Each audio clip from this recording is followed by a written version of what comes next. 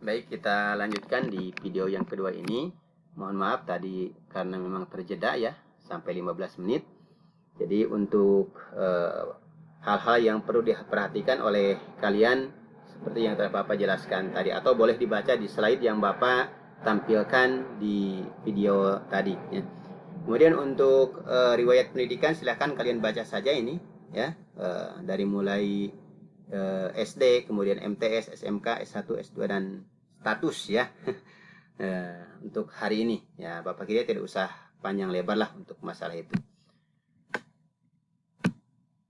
Kemudian untuk PTS, nah ini perlu diketahui oleh kalian, untuk penilaian PTS di SMK 5 atau mungkin di Mapel Pendidikan Agama Islam itu diambil dari KD-KD yang sudah tuntas ya. Jadi tidak ada UTS khusus biasanya di kita itu. Tapi nanti kalau misalkan ada perubahan ya nanti akan diinformasikan lagi kepada kalian.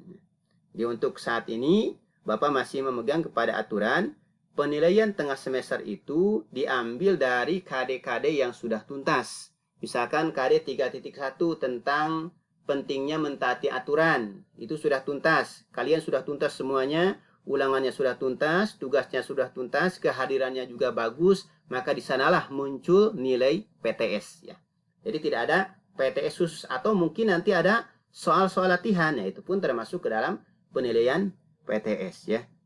Ya, kalian sudah paham lah karena sudah mengalami di kelas 10. Untuk UAS, ujian akhir sekolah. Nah, ini juga penilaian. Biasanya ya kalian nanti jangan mengandalkan nilai dari UAS. Belum tentu ketika nilai UAS nah kalian 100 misalkan, terus di rapot bisa jadi 50 karena nilai-nilai KD-nya misalkan jelek misalkan ya. Jadi nilai UAS itu bukan salah satu nilai akhir, bukan nilai akhir yang akan diambil. UASnya dapat 80 misalkan, ya bisa jadi di rapotnya 90 karena ditambah dengan nilai-nilai harian. Kalau misalkan Bapak mengambil dari nilai UAS saja ya, mohon maaf, banyak yang jarang memperhatikan, atau mungkin ada yang tidak pernah mengikuti pembelajaran pendidikan agama Islam, hanya UAS saja, UASnya bagus, Ainur rajin, misalkan jelek, itu kan dirugikan yang rajin. Makanya tidak ada nilai proses, nilai harian itu akan dijumlahkan dan dibagi ya. Jadi jangan aneh nanti ketika UASnya dapat 90 tapi di rapot hanya 75, atau di rapot 50 di UAS 50 tapi di rapot 85. Jangan aneh karena nilai sehari-harinya kalian sudah tuntas ya. Kemudian yang terakhir, perilaku untuk sikap ya, penilaian sikap. Jadi yang berhak memberikan nilai sikap itu adalah pendidikan agama Islam dan PKN, pendidikan kewarga negaraan, itu pun atas masukan dari guru-guru mapel lainnya. Misalkan dari guru matematika, Pak, si Anu sikapnya seperti ini di mapel saya, itu nanti akan menjadi bahan pertimbangan. Meskipun kalian di mapel PAI, di mapel PKN mungkin bagus sikapnya, tidak pernah mengecewakan, tapi di mapel lain ini mengecewakan. Nah, itu nanti akan dipertimbangkan untuk nilai sikap ya. Jadi jangan sampai ya di mapel PAI saja yang bagus atau di mapel PKN saja yang bagus. Di semua mapel dan dimanapun kalian harus memperlihatkan sikap seorang siswa ataupun seorang peserta didik yang memang sedang melaksanakan pendidikan gitu ya. Bahkan Bapak di sini menuliskan sikap itu bisa sikap dengan sesama manusia, sikap juga kepada Allah, ataupun hablum minanas dan hablum minallah. Mana yang hablum minallahnya, hubungan dengan Allahnya? Ya baca Quran, kemudian sholat. Nah ini yang paling utama. Makanya nanti akan ada absensi sholat kalian ya. Sholat zuhur berjamaah tidak baca Qurannya, setiap hari tidak. Biasanya Bapak suka memberikan tugas minimal per hari 15 menit. Atau minimal per hari 2 halaman.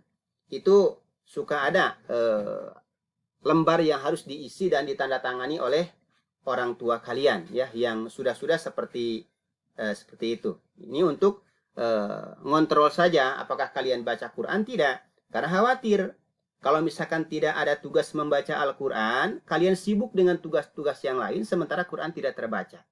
Yang akhirnya apa? Yang akhirnya kalian merasa pusing karena tidak ada penyeimbang. Kalau kalian rajin baca Quran, sesibuk ataupun senumpuk apapun tugas kalian, maka setidaknya sudah ada penyeimbang. Artinya penenang, gitu kan?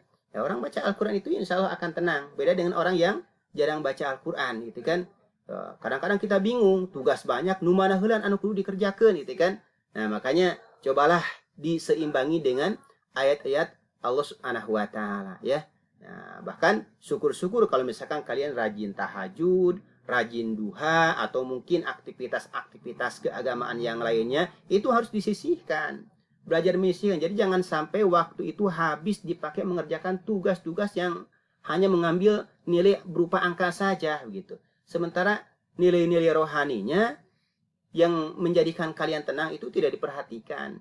Ya, Bapak mengharapkan melalui kontrol pendidikan agama Islam ini, di tugas yang numpuk itu kalian menyisihkan waktu setiap hari 15 menit untuk membaca Al-Quran. Ya. Baik, itu saja perkenalan dari Bapak. Bapak di pertemuan pertama tidak akan menyampaikan materi dulu. Nah, nanti kalian silahkan siapkan untuk proses pembelajaran PAI. Ada buku paket di Perpus. Silahkan datang ke Perpus paket kelas 11 ya, semester 1. Bahkan sekarang sudah ada modulnya. Jadi untuk modul pendidikan agama Islam itu sudah ada di perpustakaan. Silakan kalian datang saja ke perpustakaan, minjam ke bagian Perpus pendidikan agama Islam atau buku paket pendidikan agama Islam. Boleh memakai yang hijau ya. Yang kelas 11 boleh juga memakai buku yang terbaru, yang modul, yang hitam.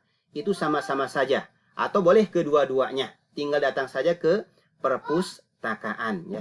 Pak nu kedul kumaha ya terserah nu kedul mah itu kan. Hese nu kedul mah tong boro di papatahan gitu. Di papatahan ge hese lah. Pokoknya yang kedul mah rada hese lah gitu.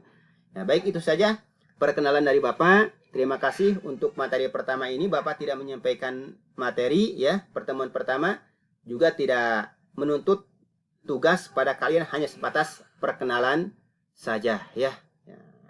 Terima kasih. Assalamualaikum warahmatullahi wabarakatuh.